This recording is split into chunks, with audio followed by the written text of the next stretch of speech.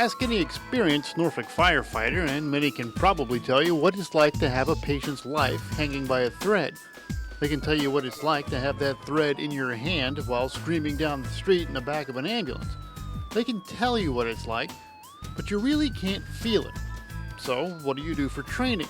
How do you prepare for all the variables in the back of an ambulance without taking it onto the ambulance off the street? Simple. You build one. Indoors. IV's been established, 22 gauge in the right AC. This ambulance is actually in a classroom at the Fire Rescue Training Center.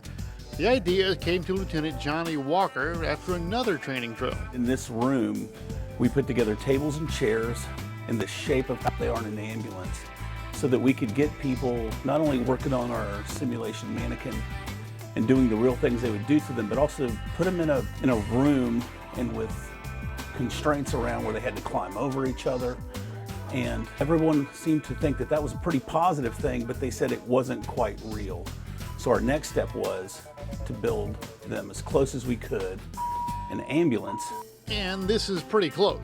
Designed and built almost entirely by NFR staff, it has all the cabinets, chairs, supplies, and monitors you'd find in a real ambulance. It also comes with all the confined space of a real ambulance. We took some license, but I think most people they're pretty pleased that this is a pretty accurate representation of what we use every day. The license includes a large hole in the wall next to a two-way mirror, so instructors can watch all the action without being in the room.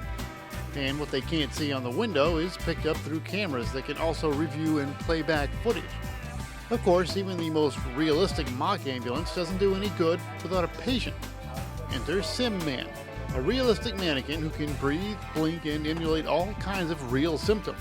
He can be hooked up to an IV. Instructors can even speak through him.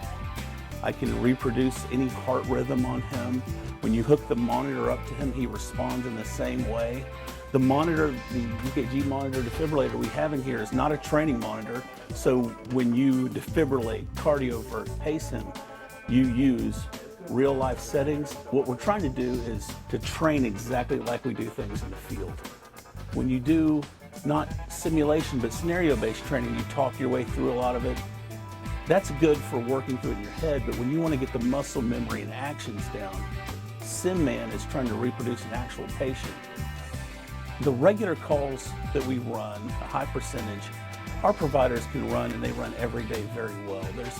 There's the low frequency, high risk calls that require immediate action, very specific actions to help either continue to stabilize a patient or even possibly keep them from dying. We can reproduce that here in a safe environment where patients aren't at harm. For Norfolk News Now, I'm Andy Mishaw.